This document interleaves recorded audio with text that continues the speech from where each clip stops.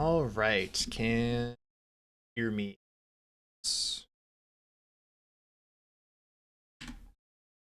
I need to.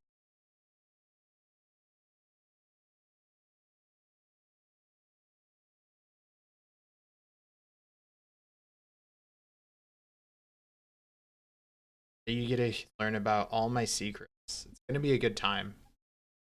Um, Also, I want to make sure that audio sounds good. I've been playing around with audio and webcam settings so things look better, worse.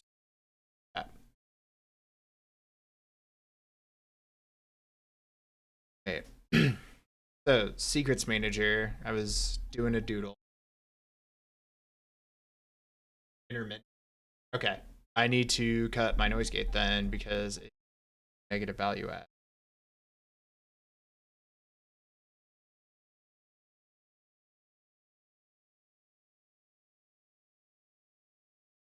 property.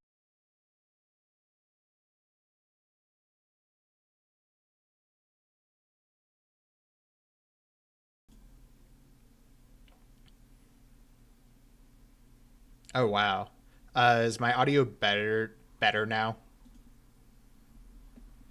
Sorry about the choppy audio. It was hard to test because I had to turn on the AC. So having a gate with AC on versus off is different. Because I live in a house that is of 100 years old. So putting central internet would be super expensive, and we just have not gotten around to it yet. Thank you, mods, for telling me that my audio was broken. So, Secrets Manager. Before we get into some of the nerd stuff, I kind of want to explain the previous workflow I had for deving Shiftmon and how Secrets Manager makes that way better. So there's primarily three places I will deploy Shiftmon from.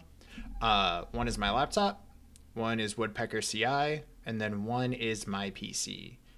And in order to deploy Shiftmon, you need things like email provider passwords, LDAP passwords, OIDC secrets. You can need all of these things.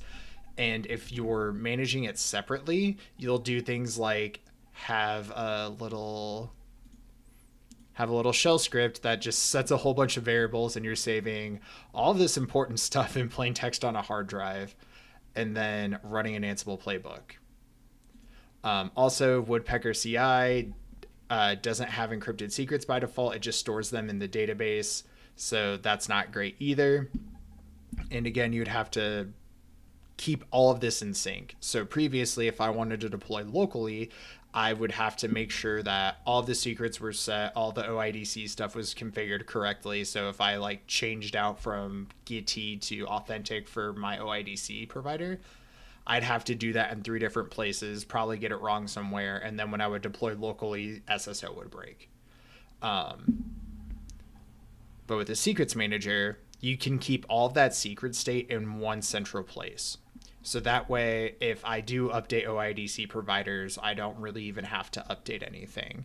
So now I'm going to feel much more comfortable deploying and testing things locally rather than just be like, well, hopefully the release builds fix it and everything. And the secrets manager I chose was Bitwarden Secrets Manager. One, because I've been a Bitwarden fanboy for like 4 years now, since like 2019. And two, I'm not a big fan of HashiCorp. One, because of their licensing shenanigans. I don't want to get on my open source soapbox here unless you guys rile me up to. And then the other reason is that it is not a fun experience to admin Vault. Uh, Unlocking the Vault, like unlocking Vault when it starts up is weird. The user experience for like managing controls is weird, and like not all the functionality is exposed through the app.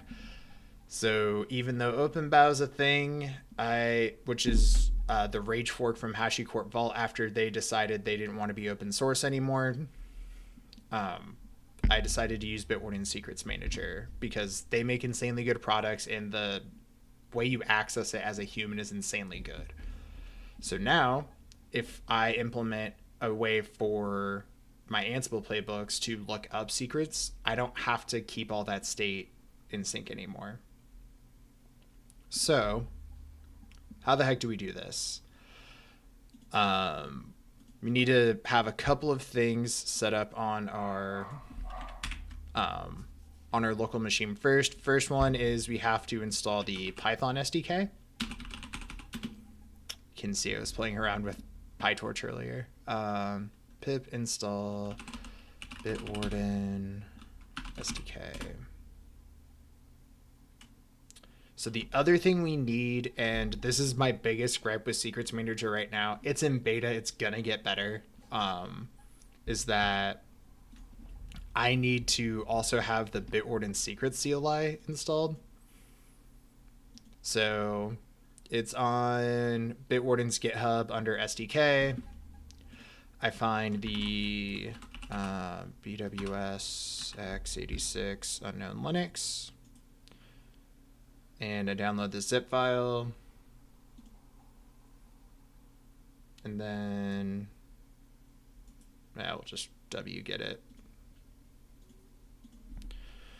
Wget, or actually wait, I have this in here already, but if you didn't have it already, you'd have to wget it, unzip it.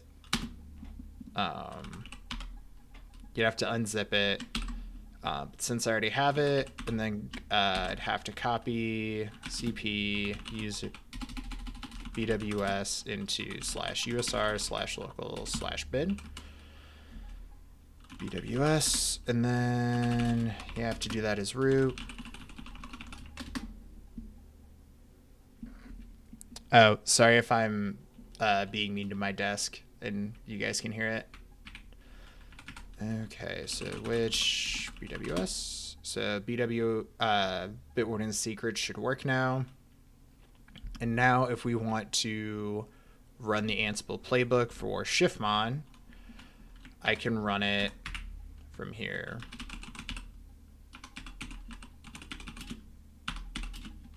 So this Ansible jobs repo, this is how I deploy through Woodpecker CI. Should probably go through how the heck we even have these secrets to begin with. Galaxy.yaml.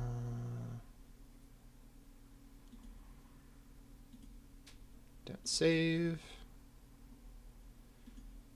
Need to clean up my VS Code before I start streaming next time. So, and then not open it from Git. There we go. So now instead of looking up things from environment variables or hard code texting things, I do a lookup, which is basically a way for Ansible to go to some infrastructure provider or a like secrets manager, some external resource to Ansible, and then look something up. So the way, I actually don't know if showing the UIDs on stream is bad. If not, I can just recreate the secrets after. But I basically just copy the UID from the Bitwarden CLI, or the Bitwarden Secrets CLI. Let me get signed into that. Log in.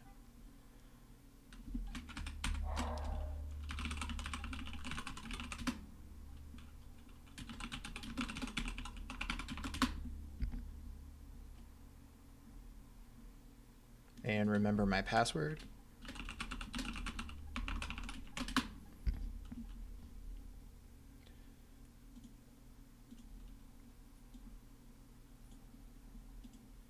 So let's say we want to look up the alert email. We'd copy the UID and then replace it with this lookup. And so I replaced all those environment lookups with the secret values. So now there's no lookup env except for that commented out value. And now I can have this copied in both my CI repo and in the local repo for testing. And the only difference is the include role is now the local role and not the destination role. So I don't have to worry about managing all those environment variables and keeping them in sync in 3 places. It's 2 files where the only difference is where this role is getting imported from. So if I have a dashboard that I want to test, because since we've last streamed, I've added multi-select. Multi-select looks really cool if you have 1 host, but if you have like 20 hosts, this is unusable. So to fix it, I refactored it so it has a table that has all the pretty colors so you can still see the status of the same metrics, but it's scalable so it works with 1 host and it works with 20. So Ansible playbook, Ansible jobs inventory.yaml, shiftmon.yaml, and then we need to ask it nicely.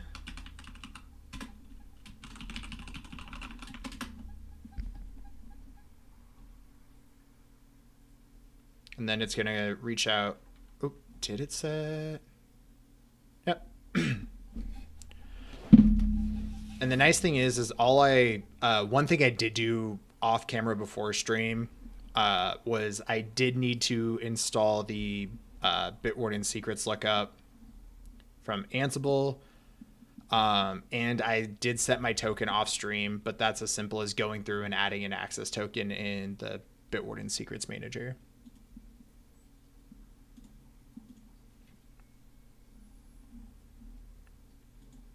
So now hopefully everything should build correctly and I can like fully test everything identically how I do a production deployment after it's released in a dev deployment. It's as identical as I could make it.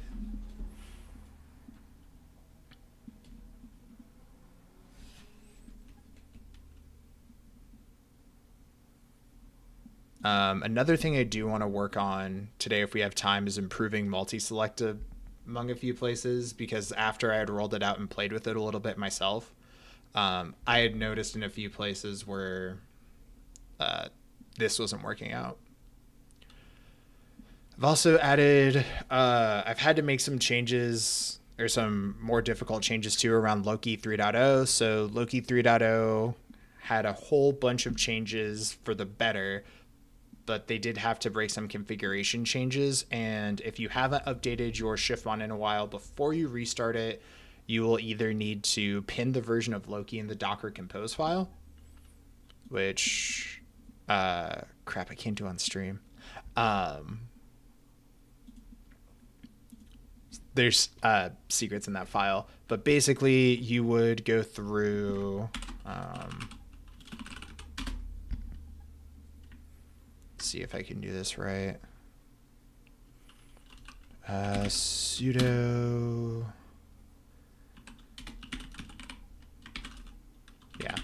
grep opt shiftmon docker compose YAML image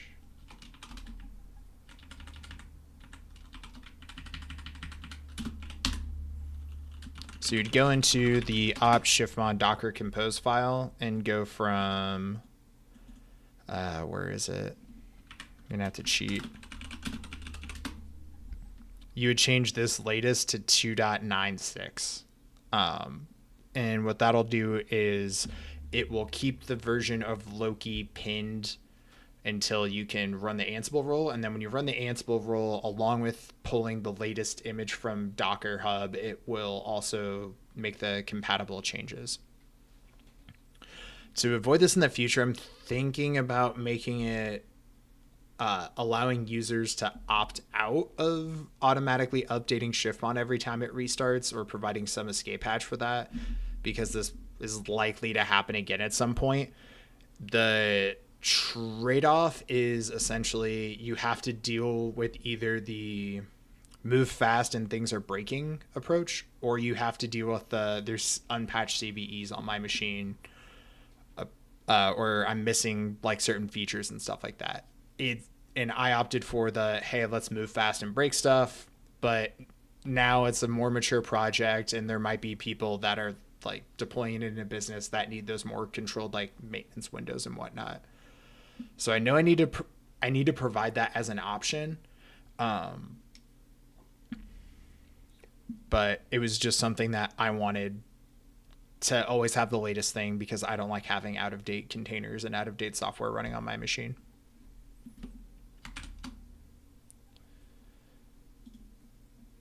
Oh man, upload user provision folders. File exists on the remote.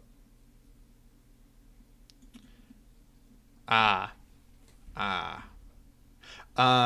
This is the user provision folders that failed, which isn't a huge deal.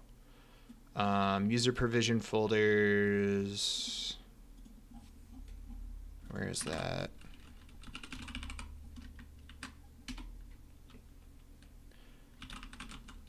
Oh, dashboard paths. So I think this would be Ansible jobs. So it's not perfectly identical, but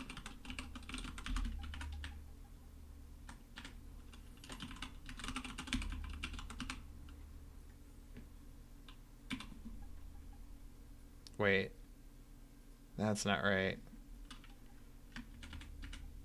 That is not right at all. I also need to do this for the user provisioned alerts.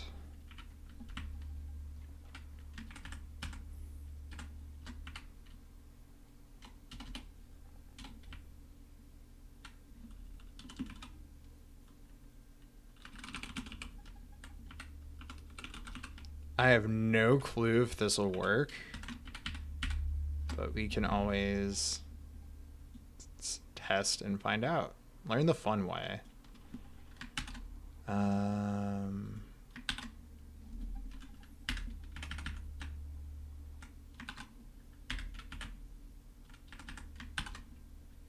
Yeah, I think you can do that. We'll see.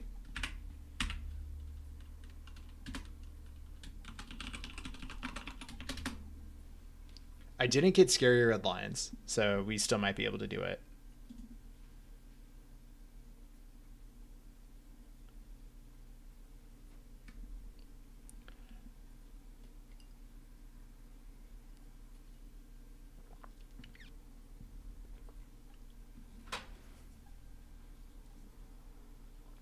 I've been like geeking out over Bitwarden Secrets Manager for a minute.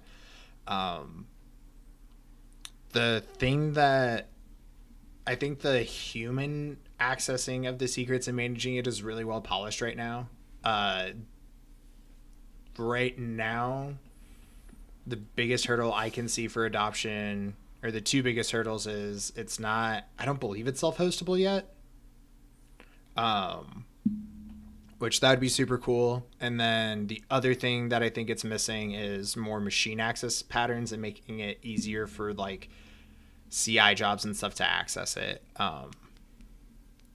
After I get this playbook to run, I can show you how I had to set up the CI container for it. But in order to get it into the Shift Systems Ansible container, I had to download the binary and put it in the container, which made it more difficult to do because it's a zip file and Docker files won't automatically unpack zips, just tarballs.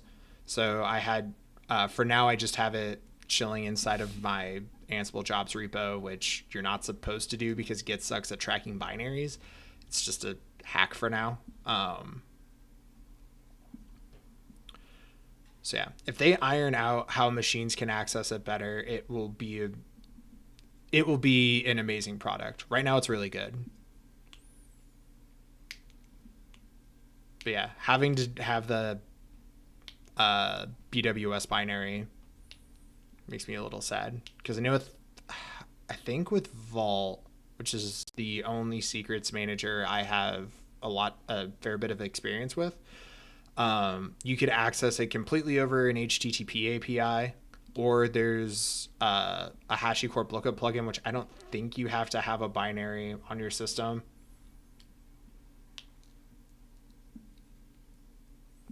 Oh my gosh, that actually worked.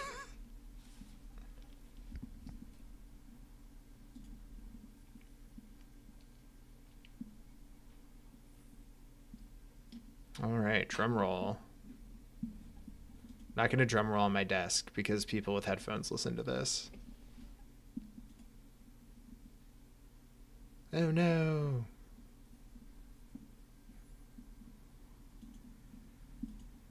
You can do it, Grafana. Let's see if we have... Do we have containers?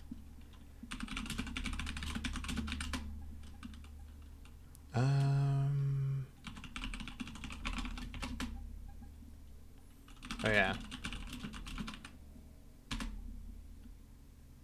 Everything looks like it's healthy now. Yay! So now when I don't have everything turned on, it just has this table. And it does show color coding. I need to add color coding to IO weight as well. And then it still shows everything the same. I also changed the tooltips so they work better as well. This is bugged, obviously, because Alma Linux doesn't do year date or year month release cycles. And this is bugged as well. But now everything should at least can make the tooltips not as bad right now. So now this looks pretty good. And it looks pretty all right with everything else. All the tooltips. It doesn't help when you have Docker interfaces. I might exclude. Yeah, I should exclude. Should probably exclude null data on this. But now everything looks good here. And now I know that when I go to productionize it, it works. So now I can show the new Docker file.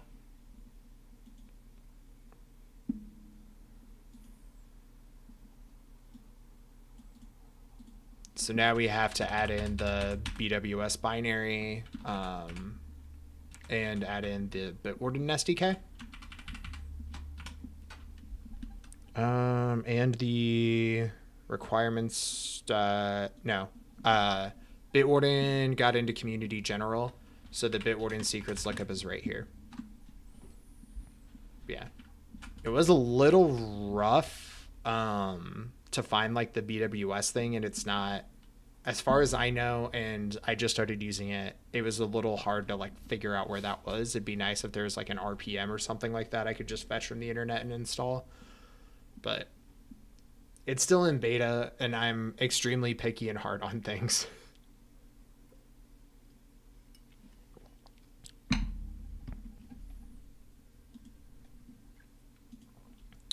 All right.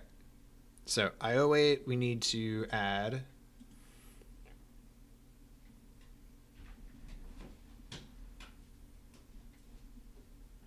Oh, that's why. We need to add color background or a different threshold for that. So we're going to have, I want to collapse these for now just so I can stay focused. I'm going to add a fields with name.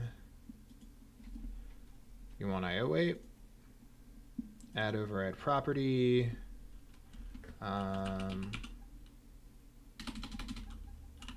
Type. And then this needs to be a colored background. But this is going to have a different threshold because if you have 70% IO8, you have had a problem for a very long time. So we need to add another. How do you do the thresholds? It's in here somewhere. Data links. Oh, thresholds. Why didn't that show up before? What the heck? It's like 5 is... I need to double check, but I think this is what it used to be.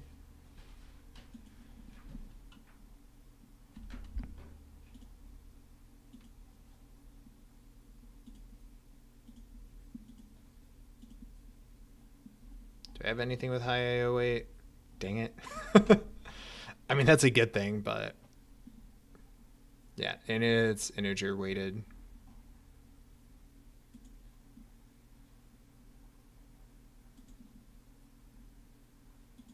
So that guy fixed. This is not cool. Because even if I just do Armin, this is a lot and it's annoying and it'll change. So I either need to drop VETH or I need to drop interfaces that are null. Because all this is just like meaningless guck. Yuck. Whatever. Edit. So option 1 is greater than 0. We'll see how that looks. But that, oh.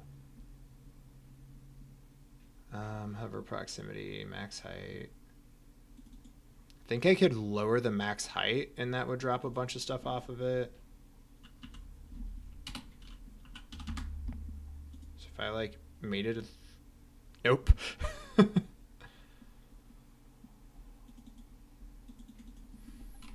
There's an attempt on that one, I guess.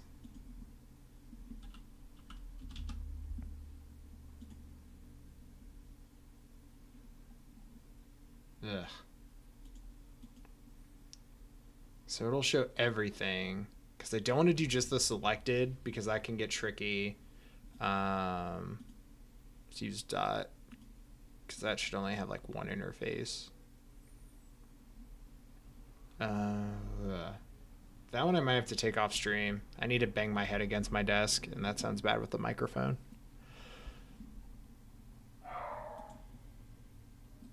Let's go back.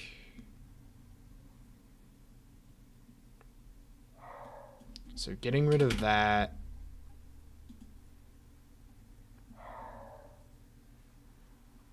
Yeah, I wish this would only show the active ones. It's weird that this doesn't do anything. Like, that is way more than 600. That's, like, all my screen. I know this is in sort of an edge case. I could exclude interface is not like v.star. If I do that, that gets rid of all the virtual interfaces. Oh, whoops. Which is way more legible. And it's just the Docker bridge changing, which is whatever. I can live with that. And I don't want to do BR. Yeah, it's a tricky one. I know of situations where it could be helpful, but I think I could leave it on in details, I could leave it on in Docker, and this would still be fine.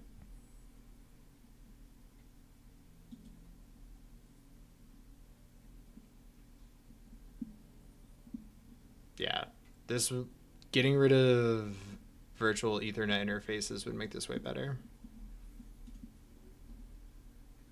See how it looks with Tailscale. Yeah, I think this is fine.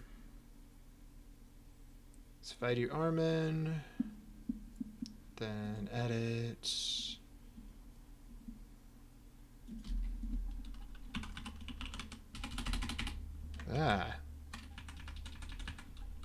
Interface is not like the regular expression. Brief.star.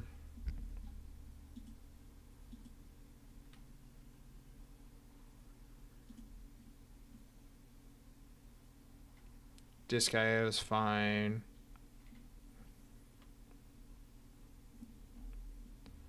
Was there one that was just like grabbing all the data? I don't think so.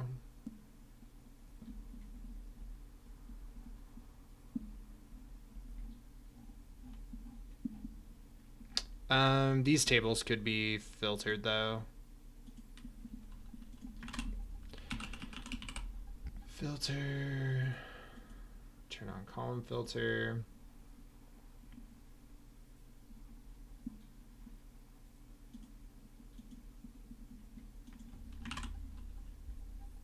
Turn on column filter.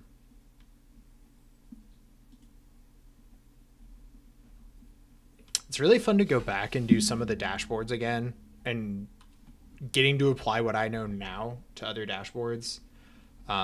If I get time, I want to do the Proxmox one too. So then edit.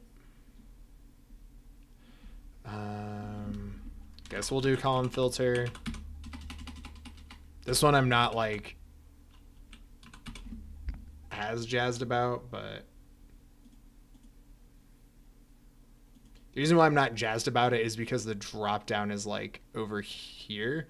But I guess you could filter for like a family machine or filter by uptime. And all right, I talked myself out of it. Because there could be you're trying to tell your boss, hey, we need to stop cheaping out on like the VM instances, and like we can't run instances this small because every time we do, it's overutilized or whatever.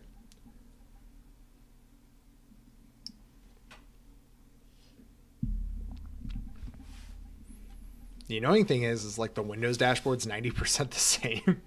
So I'll have to like copy all that over. That also means I need to have more than one Windows machine I'm testing on.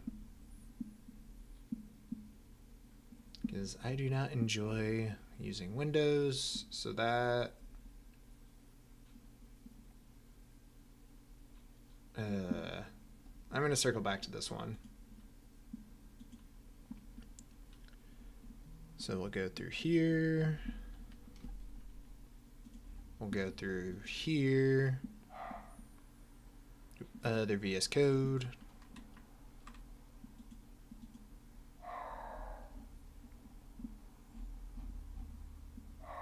Can you guys hear my dog barking?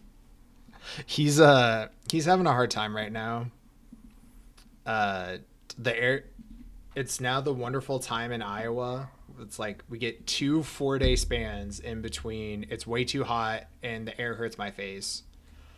Or I guess it goes between the air hurts my face, I can taste the air, and then there's like little slivers in between those two where it's really nice out. And it's one of those days, so everybody's outside touching grass, and our dog is a very stereotypical middle-aged man, and he has to notify everybody, please get off of my lawn, because he's a middle-aged man sitting there with his newspaper.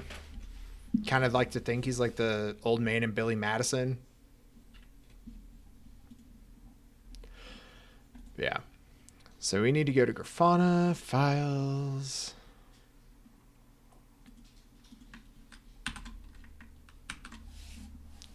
All right. So Linux is saved for now. You can go through Proxmox and go through another iteration of that.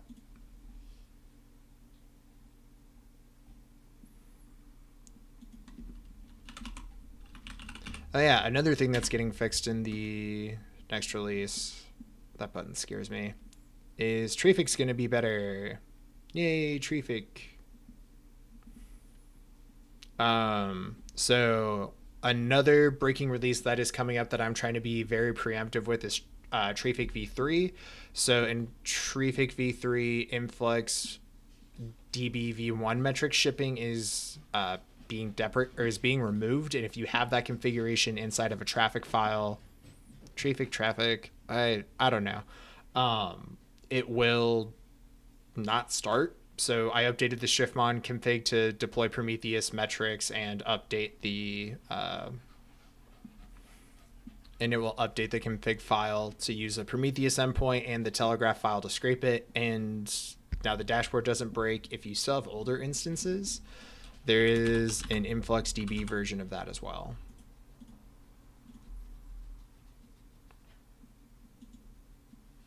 And I still have something running Trafic v1, and I will fix Aaron after the stream.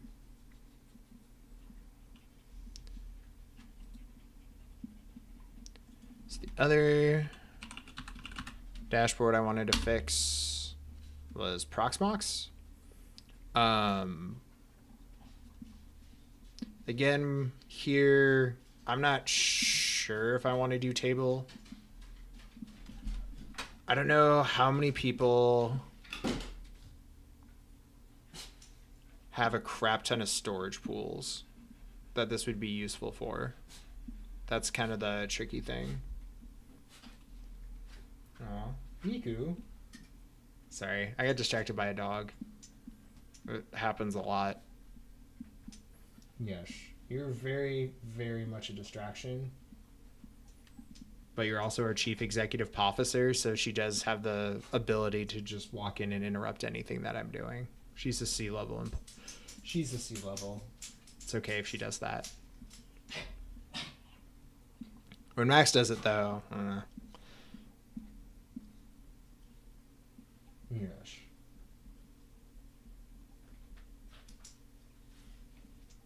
Okay, focus. So node, yeah, so node storage, this is, I think I should be able to get utilization into this panel. So this could be one panel, and it should show a percentage because everything else does. Again, this is kind of the fun part about like, oh, I've been doing Grafana longer, so I can do better. Like, I can do better than I was before.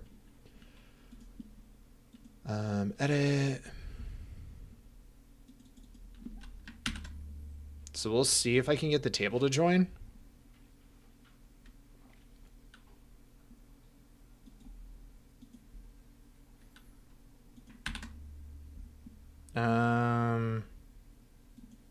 Maybe.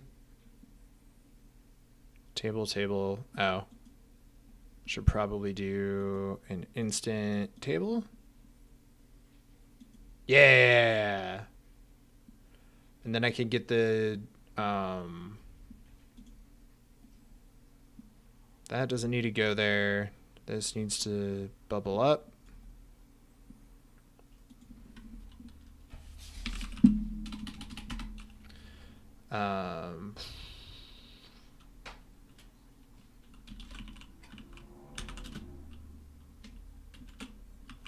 Percent used. And then this is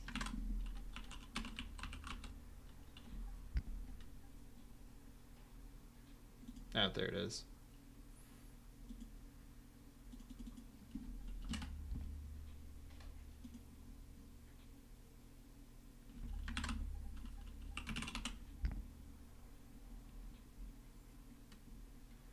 So yeah, this shouldn't be bytes. It's nice that this is in bytes, but I need to add an override. Fields with name is going to be percent used.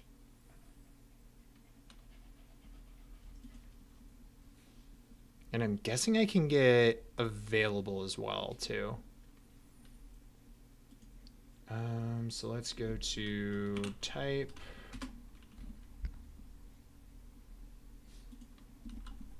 Colored background. Yep. Then we're going to add unit. Then we're going to do percent 0 to 1. And then we're going to do threshold. I need to make sure I do this right. So if I do 0.1, perfect. So 0.8 is really bad.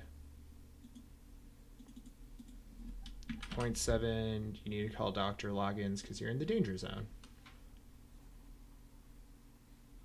Speaking of which, the kiddie pool is in the danger zone. Also, my Proxmox instances are the reason why I should never be allowed to name things, but I keep getting opportunities to. And apparently, I don't learn my lesson and keep naming things silly stuff like the kiddie pool or the spinny pool. The kiddie pool is just like a bunch of used flash drives that have a bunch of high endurance work or high write workloads. It's my frigate storage, and so I don't want to constantly be churning through uh, my like good NVMe drives where I have like my C file where I store all my precious memories. Um, yeah.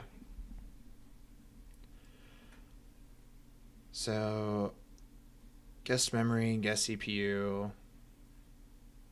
Yeah, I can I can consolidate a lot of this so it's a lot more useful, but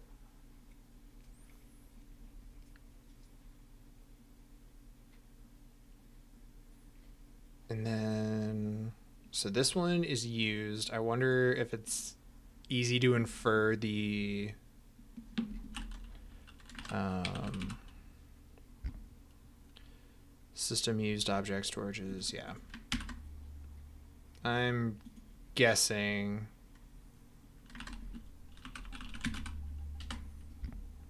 Oh. System. Wait. Why is system total not showing anything?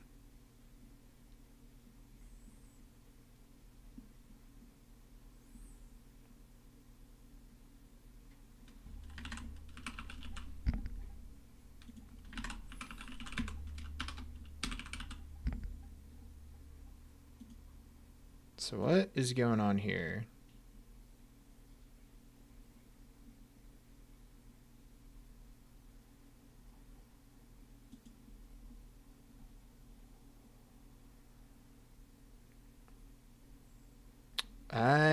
I have some explaining to do. There's definitely some chicanery going on here. Um,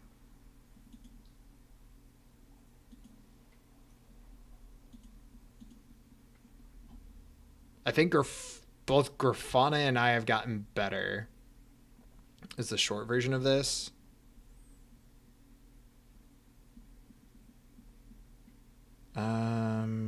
Okay. Okay. Yeah, I can. Uh, storage used node name object type. So what's going on here is that these time series all have different names, so merging them is really tricky. So when we do this outer join, it joins by host. But I don't know why this needs to be here, because it's not actually doing anything. But if I do get rid of this, this doesn't have host. Okay, so that's why available is not showing up.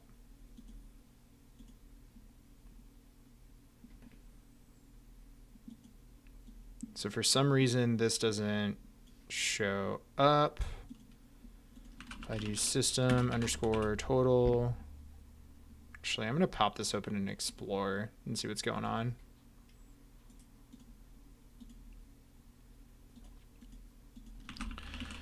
System total. I guess if I do system total.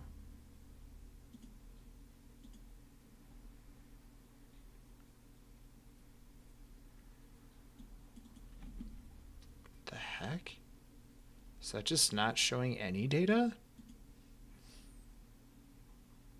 Object storages. Yeah, that's a proper query. It's an instant table.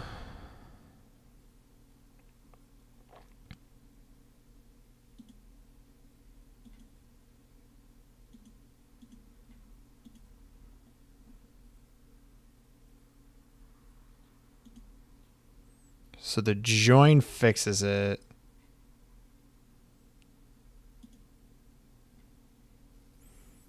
But has merge gotten better? Let's try adding a better transformation.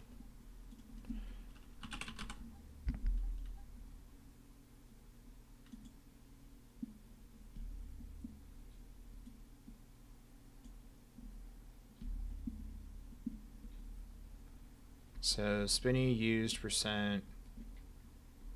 Available still doesn't show anything.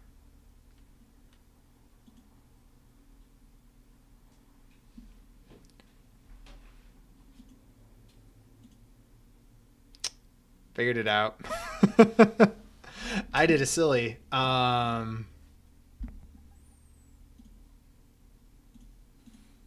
This query is wrong.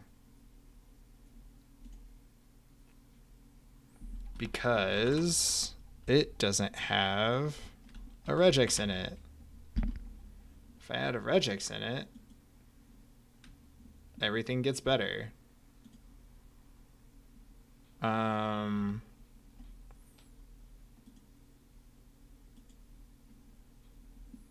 Okay. So used, available. So I did do this right. Okay, cool. I bamboozled myself. The heck?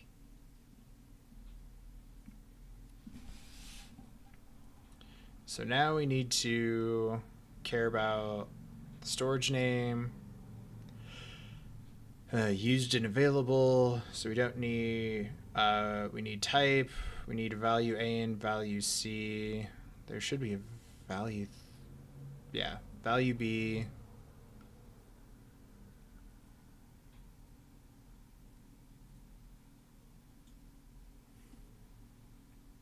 Then time can get its nonsense out of here. Essentially, all of this can go away. I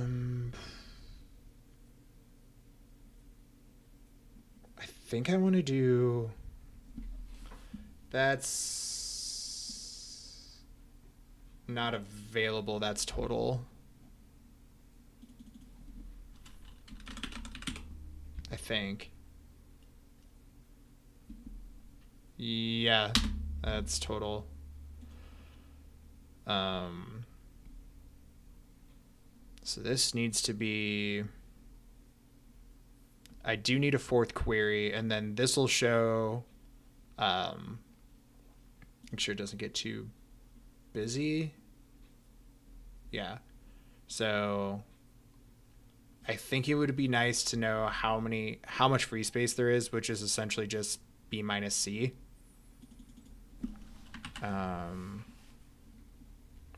So add query, and it's going to be system total. Yeah, system total minus system used.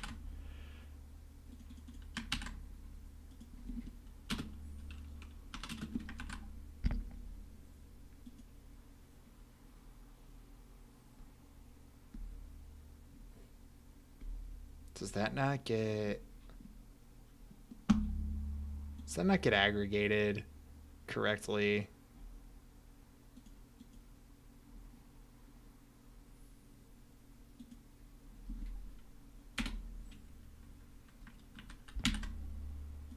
Need to make sure I get this right.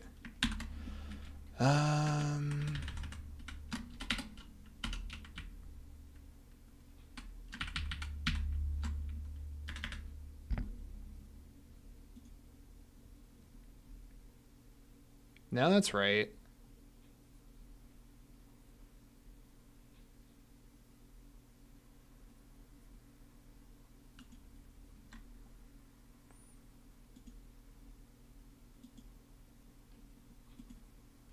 There should be a fourth value now.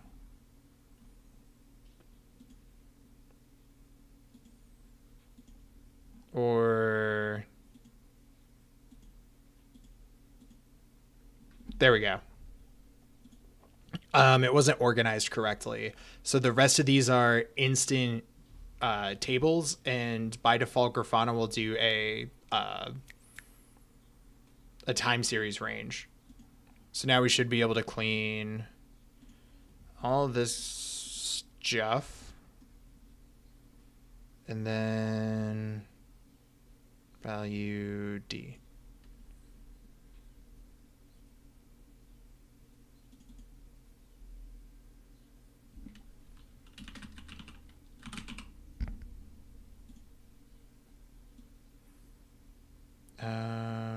So storage type used, available, total percent.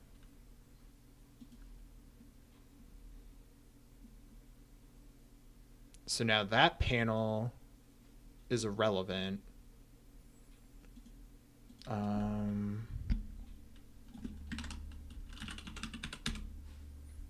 Column filter, there we go.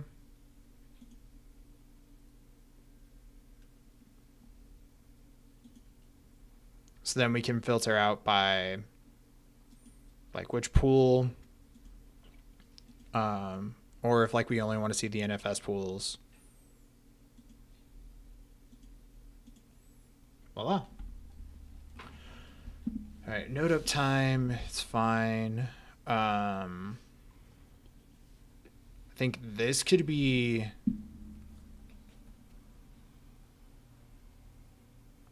yeah.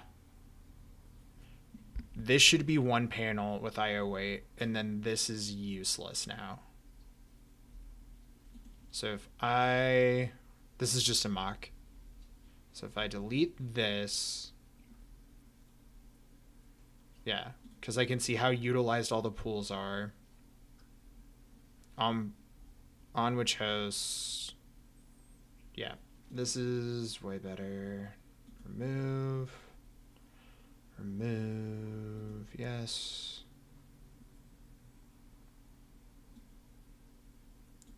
It's all coming together now. So this can go here. This can take up all of the space and show like utilization and other stuff too.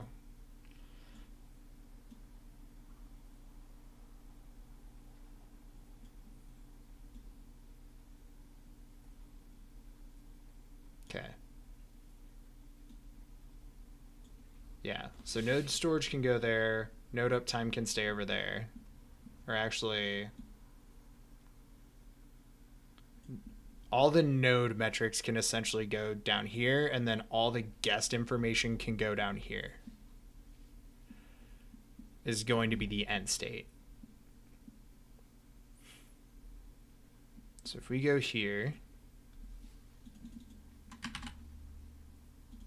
apply, edit. Oh yeah, this is before I used units and everything too. So this is like gigabytes or whatever. I think the reason I had to do this though. Oh, these don't have regexes in them either. Yeah, what the heck? Do I need to fire me again?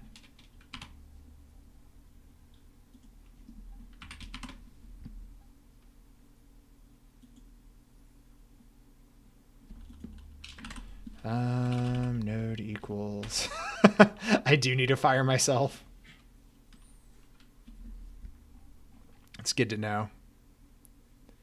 Miku, I think, can take over my job as founder.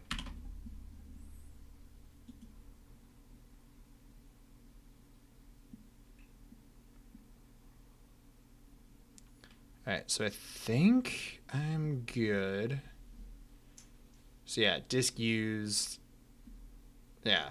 So now that I don't think table panels were this cool in Grafana either. The last time I did it. So essentially, I can get rid of this. Like I can shove this into here. These two panels can go here, and then I could have the nodes fill up this entire base. So it looks good in bigger clusters.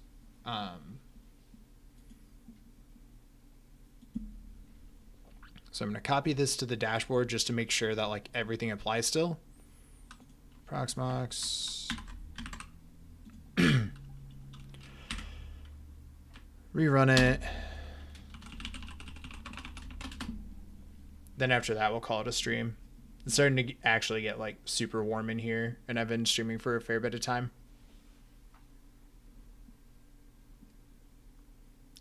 So yeah, thanks for listening to me rant about Bitwarden Secrets Manager. Shouldn't say rant. It's been a mix of like, there's these paper cuts that are going to make it even awesomer, and actually like maturing my deployment process, because having a good, easy to use secrets manager does that. Because what most people silently do, they don't say it out loud, but it's what their decisions are. Like my decision was I would rather have these environment variables sitting on my hard drive or in an unencrypted SQLite database than use other secrets managers. Like that's a statement. So having a good secrets manager will make more people say, I'm going to do this correctly and use a secrets manager rather than do it the bad way of having plain text secrets everywhere or using the built-in secret storage. And you could argue that the Woodpecker secret store can be encrypted, and that's a skill issue on me.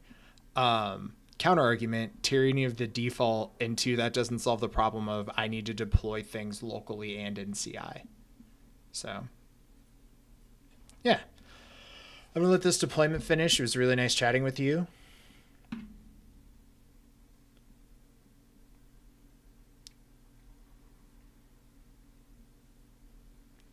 And outro.